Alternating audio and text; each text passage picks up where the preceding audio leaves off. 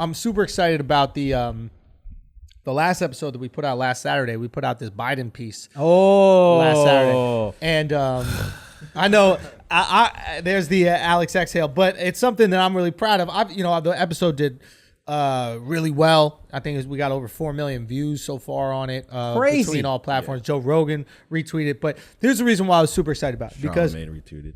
Well, no, I'm going to get to it.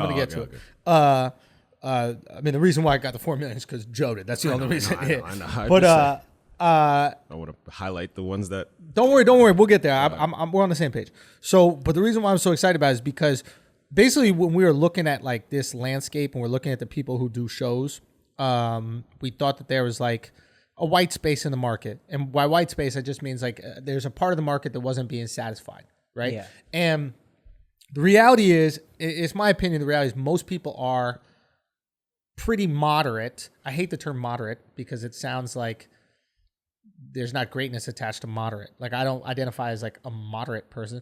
Would you like it hot? No, I like it moderate. It's just such a stupid term, but reasonable I think is a better term. Yeah. And then one issue pulls you to either side, right? Yeah. I think it's like, okay, I'm pretty reasonable about all things, but I think abortion should be illegal. So I'm going to vote for the guy who says abortion legal, but I'm cool with all the other shit that you guys want. Doesn't matter. So when we come together and we want to like put together a piece like this, I'm always like, how do I feel in my gut? Your gut is apolitical, right? How you feel in your stomach when you see a fat person fall and you laugh, that's just your lizard brain going, that's funny. Yeah. It's not the Democratic Party saying you can laugh at that or the Republican Party saying you can't laugh at that, whatever. It's just what's in here. Yeah. And I've always wanted to do comedy from gut, right? Just the lizard brain, gut, what's funny.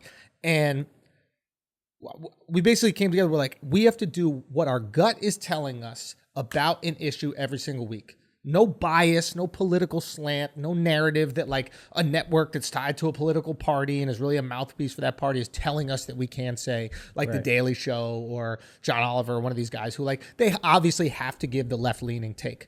Right. We don't have to give any take. We'll give whatever take. And I think what happens is when you give whatever take, when people watch it, it resonates with their gut. And when it resonates with their gut, both sides of the aisle come together and appreciate it.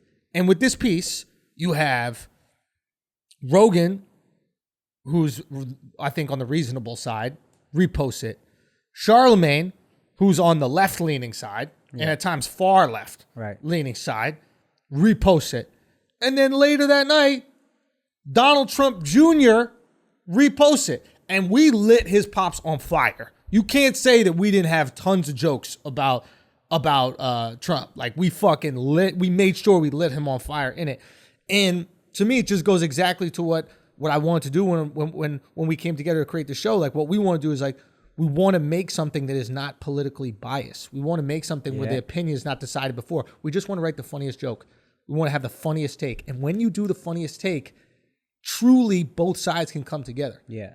And it was just really cool to see that happen all in the same day. Right. You have all these people that would think they would never agree on anything, come together and all agree, nah, this shit is fire. This shit is funny. Y'all got to watch this. Yeah. So I was just really proud of it. That's why I was saying, Al, I was going to mention Charlamagne. I was going to mention it. But so, I still am super proud with what we made. The reason why I dislike Trump Jr. reposting it, because by him reposting it, it makes it political.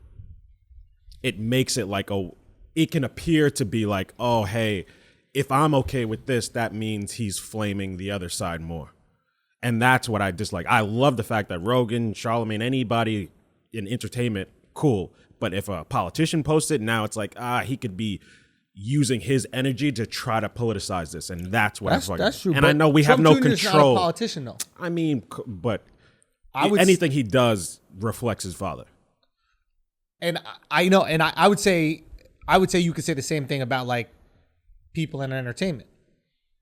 You know, they have a certain slant, you know, politically speaking, and yeah, but that's fine. It's a different coming from an entertainer than it is coming from. I understand what you're saying. I just fundamentally disagree. I'm not going to ostracize anybody from appreciating comedy. And for me, what I focus on is not whether he liked it or not. What I focus on is a guy like Charlamagne. It's not like Charlamagne reposts a lot of my stuff. Yeah. Right? It's like, it's rare Charlamagne reposts my stuff. But this bit resonated with him so much that he was like, yo, I got to share this with people. Right.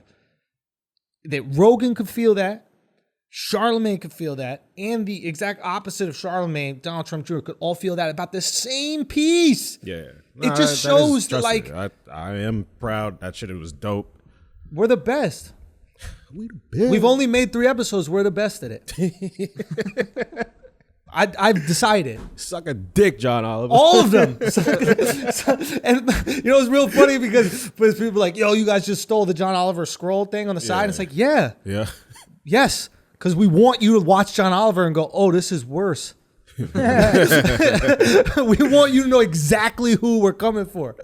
But yeah, it's cool. 3 episodes in, we're the best. And you know how you be the best? You just don't have a political slant. When you have a political slant as a comedian, it's a perfect example with SNL. It's why SNL's trash. You're telling us how you're going to go about the joke every single time. I know where the joke's going every single time. So bad. Let me guess. You're going to make fun of Trump? The best sketches on SNL are the ones where you flipping on us. Right? Like the Black Jeopardy thing. Yeah. That was genius. Yeah. Because you don't see it coming. You can't show your cards as a comic. Yeah. So if we come at it every single week and you don't know where we're coming from and we literally trust our gut, and sometimes our gut is going to lead liberal in something. Maybe it's going to lead conservative, but it's just going to be our gut. You're going to find people from all sides of the aisle come together and see it. And that's what happened at our fucking comedy shows. Anytime we go, you see our audience is crazy diverse. Crazy diverse, right? You see hood motherfuckers and someone with a MAGA hat in the same crowd laughing at the fucking jokes. Same thing can happen with the piece as long as you don't decide you're going to have a political slant. I just thought it was so fucking cool that we did it, man. Part of the reason I think that Trump Jr. reposted also, I feel like the Trumps just know like how politics works and that it's just like a mudslinging contest, like we were talking about before. Yeah. And that like even if we go after his dad, he's like, all right, whatever. Like they understand, like for them, they're like Teflon. Like the insults like don't Trump is affect comfy them. in the mud. Yeah, like and the whole family gets it, so he's like, all right, yeah, dad gets roasted, but whatever. That's collateral damage. yeah, like If you want to mudsling with the Trumps, they're like, we live in the mud. Let's go. like we could have gone twice as hard on Trump, and I feel like he still would have reposted As long as there were some shots on Biden. because ultimately, like it's collateral damage. Yeah, he doesn't care. That's what I think. Yeah. But the reality about the piece was it wasn't meant to be political. No. The piece was literally, this is how I feel about Biden. And Mark felt that way about Biden. And Alex felt that way about Biden. We didn't come together and go, how do we feel? When you and I wrote the piece, and then we always read the piece to Alex to make sure that we're not going too crazy, and Alex will give notes and be, hey, pull back here, this, that, the other. Did you find that there was any issue with it when we gave it to you? No.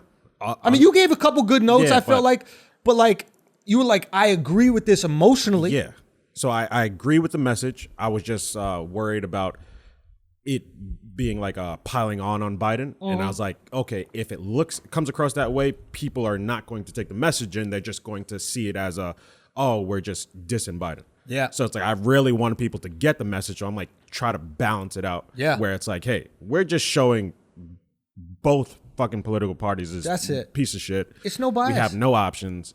We're fucked. That's the point of it. And it's like, everybody feels that way. Yeah. And if you tap into things that everybody feel, parties mean nothing. Yeah. Parties are just the manipulation tactics they use. It's like, I'm going to bully you to vote this way. I'm going to bully you to vote that way. And this is how we're going to create division, create separation.